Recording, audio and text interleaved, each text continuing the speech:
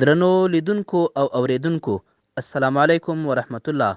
د اعظم ویبپاڼې د سیاسي مرکو په لړ کې دا ځل موږ سره د سولې عالي شورا مرستیال حاجي دین محمد صاحب میلمه دی چې د هیواد پر روان وضعیت د سولې او روغې جوړې پر مذاکراتو ټاکنو او د سولې عالي شورا په فعالیتونو او لاسته راوړنو مو ورسره خبرې کړي دي. راځئ دا مرکه همدلته راسره واورئ. د سولې عالي شورا مرستیال محترم حاجي دین محمد صاحب د خپرونې په پیل کې تاسو ته ښه راغلاست وایو. محترم حاجي صاحب که د لومړۍ پوښتنې په توګه راته ووایه چې د طالبانو او امریکا ترمنځ د سولې تازه پړاو خبرې له همغه ځایه پیل شوې چیرته چې د امریکایانو لخوا درېدلې وې. ستاسو په اند دا څومره مهم پړاو دی او دواړه خواوې یو او بل ته باید کوم تنازلات وکړي؟ واضح خبره ده چې د امریکایانو او د طالبانو په ترمنځ چې کومې خبرې روانې دي په دې نږدې یو کال پوره کېږي. په دې کې موږ خو همیشه د دې حمایت کړی دی او د حمایت وجه هم دا ده چې یو ځای نه دا خبرې شروع شي. دغه چې اوس طالبانو او امریکایانو خپلو کې خبرې شروع کړي دا یو پیشرفت دی او دا باید سر ته ورسیږي او څومره زر چې وشي نو سمدلاسه بین الافغاني خبرې شروع شي او جنگ بند شي. نو څنګه ځکه چې طالبان دا د جنگ بندېدل او د بین الافغاني خبرو شروع کېدل مربوط ګڼي د امریکا سره د معاهدې د امضا کولو. نو په هر طریقه چې خو افغانان د جنگ نه په تنګ دي او جنگ دوی ته ډیر ضرر رسوي، ولس ته او خلکو ته او تنصیباتو ته ټولو ته صدمه رسیږي. او همداسې چې دلته که اردو ملي عسکر مړ کېږي، که مثلا د پولیس مړ کېږي، که ولسي څوک مړ کېږي او همداسې که چېرته هلته طالبان مړ کېږي، دا ټول افغانان دي او صدمه یې بیرته افغانانو ته رسیږي. نو په دې وجه څومره زر کېدی شي دا خبرې کامیابې شي، مهمې دي چې کامیابې شي. او د تنازلاتو لپاره دا ویلی شو چې د جنگ بندېدل د دواړو خواو لپاره دا ښه خبره ده. خو لکه داسې چې یو طرف جنگ بند کړي یو طرف جنگ بند کړي نو بیا مشکل حل نه شو. نو که د جنگ په د وربند اعلان نه کېږي خو دواړه طرفه د جنگ د بندولو که بیخي ټول هم بندېږي نه، خو دغه لوی ځانمرګي بریدونه او د مثلا مکتبونو، مسجدونو، لوی لارو او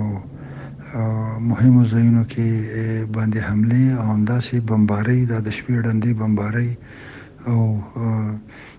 حملې چاپې، دا شان دي طرفین که اعلان هم نه کوي بندې کړي. خو دا تنازلات باید دوی یو بل ته ورکړي او ځکه که دا ونه کړي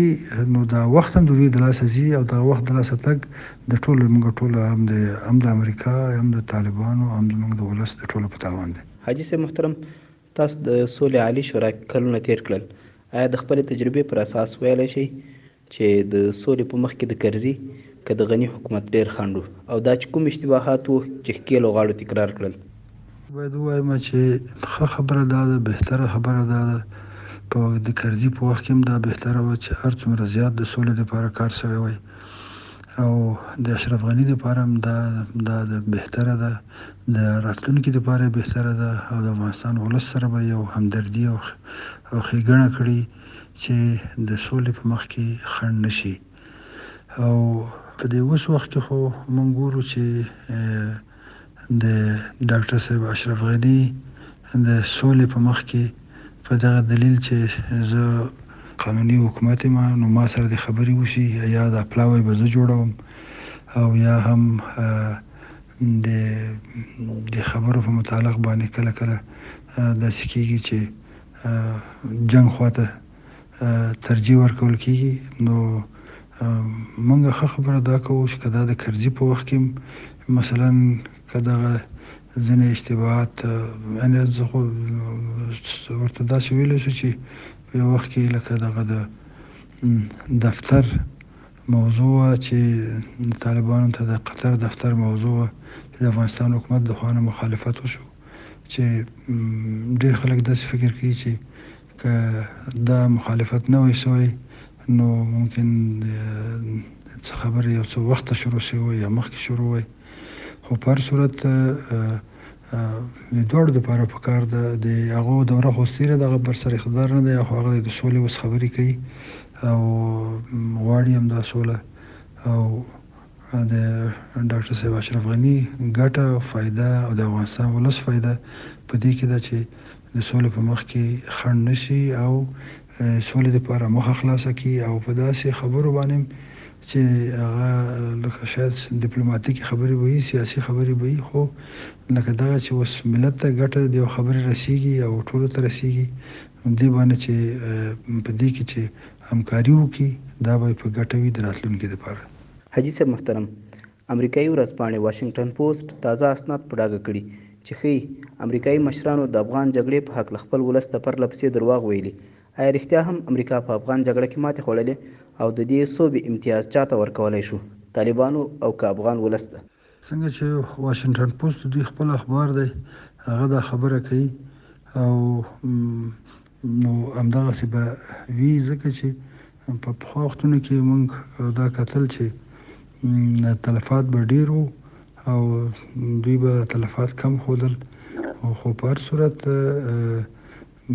جنگ دی او جنگ د چا مخ او څټ نه ګوري او په جنگ کې الوام نه ویشل کېږي او ټولو ته صدمه رسېږي. نو داسې نه ده چې مثلا یو سړی که ډېر زورور و یا ډېر قوت استعمالوه نو هغه ته به هغه تلفات نه ګوري. موږ په متل کې یو متل هم لرو، وایي چې جنګ وي نو د لږو لږو مري او د ډېرو ډېر مري. په هر صورت خو موږ د دغه جنګ تلفاتو صدمه ډېره لیدلې ده او دا چې اوس امتیاز یې چاته ځي، موږ به دا وایو چې که ډېر زموږ د وطن خلک مړه شوي، وطن زموږ وران شوی او دا خو د ورانولو او زموږ د خلکو د مرګونو د دې امتیاز خو زه فکر نه کوم چې دا د امتیاز چاته دې ورکول شي. خو دا خو که دلته افغان عسکر دي یا پولیس دي یا دوی جنګ کوي، دلته هم دا د ولس خلک دي چې دلته د خپلو مجبورۍ د مخې نه راځي او په همدې جنګونو کې برخه اخلي او بالاخره هره ورځ دې کلو ته جنازې روانې دي او همداسې د طالبانو جنازې هم دې کلو ته روانې دي. نو سړی داسې فکر کوي چې ولې څه دپاره دا جنګ څنګه داسې اوږدېږي او دومره دغه کېږي. که د یقیني خبره ده که افغانان مثلا د حکومت خلک دا ولسونه چې د باندې دي چې حکومت کې هم نه دي، طالبان دي، دا ټول سرلاس یو کړی وای، په خپل منځ کې سره خبره کړې وای، طالبانو ته به هېڅ حاجت نه پاتې کېده، هغوی ته په خبره باندې ویل شوي وای چې ځئ په مخامخه او دا امتیاز به هم د ولس و او اوس هم دغه امتیاز به یعنې طالبان هم د ولس ډله ده، د ولس جز دي، دا نور هم دي. نو په حقیقت کې به دا امتیاز که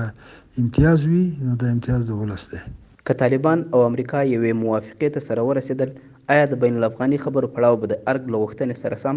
د کابل حکومت په مشرۍ وي او که له کوم امتیاز پرته به افغان شموله مذاکرات چې طالبان یې وایي ترسره کېږي؟ کامیاب کار به دا وي چې هم حکومت پکې، هم د سیاسیون او د ولس مؤثر خلک، طالبان، دا ټول سره په دې مذاکراتو کې برخه واخلي او د افغانستان په ستونزو باندې د حل لارې په افغاني طریقه باندې ولټوي. دا بهتره خبره ده. که دا یوازې حکومت دا امتیاز ځان ته وګڼي چې بس دی به خبرې کوي، نو ښکاره خبره ده چې بیا دغه نور سیاسیون او نور خلک که همکاري ونه لري په هره موضوع کې، یوازې حکومت بیا ټولې فیصلې نشي کولی. لکه موږ چې حتی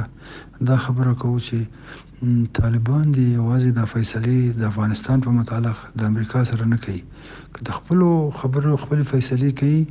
د خپل دغه په متعلق باندې چې تور لیست کې دي، بندیان دي، مثلا نور د ادرس خبره وه، دفتر خبره وه، دا ټولو کې خو د افغانستان د راتلونکي پیسه کې باید ټول افغانان خبره وکړي نو لکه څنګه چې مونږ طالبان ته دا وایي چې دا حق یوازې ځان ته مه ورکوئ، نو داسې حکومت ته هم دا خبره کوو چې دا حق یوازې ځان ته مه ورکوه، دا ولس او دا خلک دا ټول ځان سره شامل کړه او تر څو پورې په یو عام شموله فیصله وشي چې د ولس کې بیا نور څوک اعتراض هم ونه لري، انتقاد هم ونه لري او بیا د جنګ کولو یا د جنګ د زمینې د برابرېدلو د مواقع بیا چاته په لاس ورنشي. محترمه، دا چې د ټاکنو کمیسیون اعلان کړی چې د ټاکنو پایلې به ډیر زر اعلان کړي، که د ټاکنو پایلې اعلان شوې نو لومړی دا چې آیا بایلونکی ټیم به یې پایلې ومني، او بل دا چې د 1 میلیون رایو ګټونکی ولسمشر به د حکومت او سولې واک ولري. په دې برخه کې باید دومره ووایو چې ټاکنې خو زه به خپله درته وایم چې زه یې اول طرفدار نه وم او داسې مې فکر کوو چې سوله باید اول وشي، وروسته د هغې نه که بیا ټاکنې کې د کار څه کېده چې ټول افغانان یو ځای شي بیا فیصله وکړي. خو متاسفانه چې هغه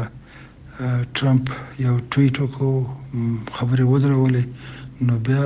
بل مدرک نه و غیر دی چې افغانستان کې دننه دا کوم خلک چې وو دیو لکه انتخابات خواته مخه کړه او انتخابات خو یقیني خبره ده چې هغه سي حقيقي انتخابات هغه چې په نوره دنیا کې د امن په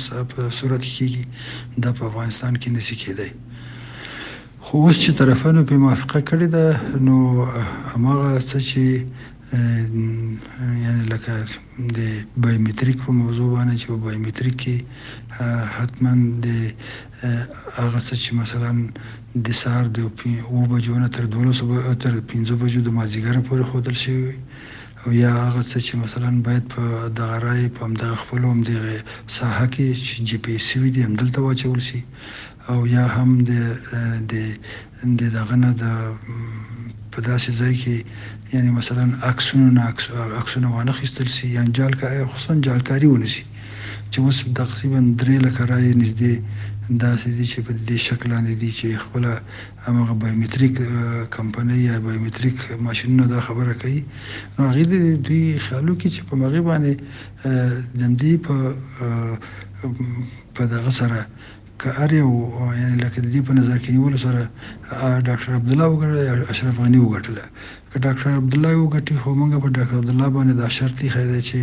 اولین کار به د سولې کوي او سولې ته باید ترجیح ورکول شي او اول کار باید همدا وشي او هغه موږ سره منلې ده. او که مثلا د همدې سره هم بیا ډاکټر اشرف غني منله هغه ته وګټله، هغه ته هم په کار ده چې نور بیا نورې خبرې پرېږدي، همدا د سولې کار ترجیح ورکړي ځکه چې په ټولو کې مهم کار همدا د سولې کار دی. او دغه چې مثلا 1 میلیون رایې د دغه نمایندګي کولی شي که نشي کولی، موږ وایو چې سولې کار دی وکړي، که دا 1 میلیون وي که دا 15 لکه وي که 6 لکه وي که زیات وي، نو ښه خبره دا ده چې دوی د سولې کار ته وړاندې شي، دا نور افغانان د ځان سره واخلي، دې کې به خیر وي. محترمه، دا چې د کرزي د دورې په پرتله د اشرف غني په دوره کې د افغان مرګ ژوبلې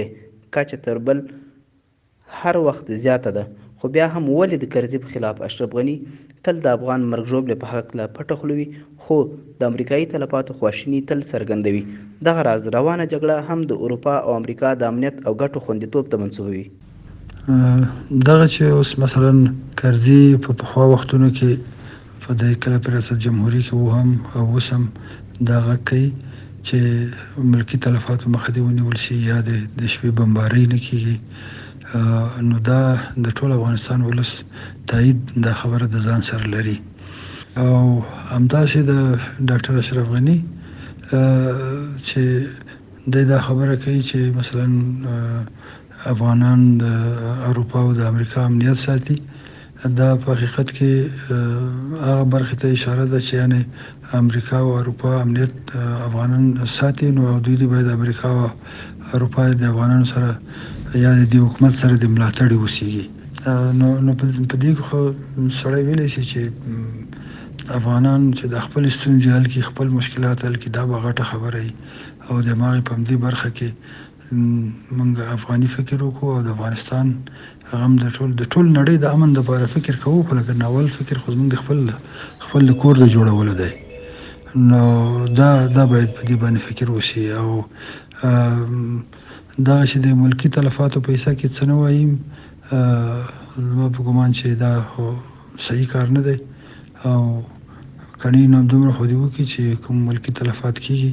او په هغې باندې باید غږ جګي. د وروستۍ پوښتنې په توګه که راته ووایې چې په مشخص ډول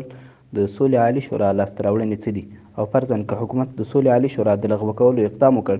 آیا د انحلال واک یې لري؟ د سولې عالي شورا خو د حامد کرزي د ریاست جمهوریت په دور کې جوړه شوه. استاد رباني پکې شهید شو او ډېر کسان نورم پکې شهیدان شو. دا حقیقت خبره ده چې دا د سولې په نیت جوړه شوې وه او دا یو لوی جرګې چې تقریبا 1400 کسه علما او قومي مشران او مدني ټولنو ښځې او ځوانانو دوی پکې برخه درلوده. د هغوی دا فیصله وه چې د سولې عالي شورا ته جوړه شي. نو اوس د سولې عالي شورا د لغوه کېدلو صلاحیت هم د دغسې یو لوی جرګې سره دی. نو زه یقین لرم چې دولت د دې خبرې که دی ځان ته صلاحیت ورکوي هغه د هر څه کولی شي، خو که نه صلاحیت یې نه لري. او لاسته راوړنې به یې داسې ووایو چې لکه څنګه چې اوس څنګه داسې شرایط برابر دي د سولې دپاره، مخکې نه و برابر، خو د هغې سره هم خصوصا په افغان ولس کې د هغوی دپاره د دغه زمینه یا دغه ذهن جوړول چې ټول خلک سوله وغواړي، دغه کار سوله شورا کړی دی. یو وخت کې چې چا د سولې نوم په خوله اخیسته، خلکو په خوله باندې وهه او ویله چې دا لکه غدار به معلومېده. خو د دغه فعالیتونو د وجې نه بالاخره اوس دا شوي دي چې ټول ولس، ټول خلک مخالف که موافق دي، ټول د سولې طرفدار دي. حتی یو وخت داسې و چې طالبانو به هم د سولې د شورا خلکو ته په ښه سترګه نه کتل او فکر کوو چې دا د یو چا د لاس اله دي. خو اوس چې موږ ګورو چې الحمدلله طالبان هم د سولې خبرې کوي، نو زه یقین لرم چې دا معلومیږي چې د سولې عالي شورا په خپل وخت کې د ذهنیت د جوړولو دپاره، د عام د افغانستان د خلکو د آماده کولو دپاره، د سولې دپاره په دې کې غټ رول درلودلی دی. ډیر محترم حاجي صاحب دین محمد د سولې عالي شورا مرستیال، له تاسو نه ډیر مننه چې موږ ته مو د مرکې وخت راکړ.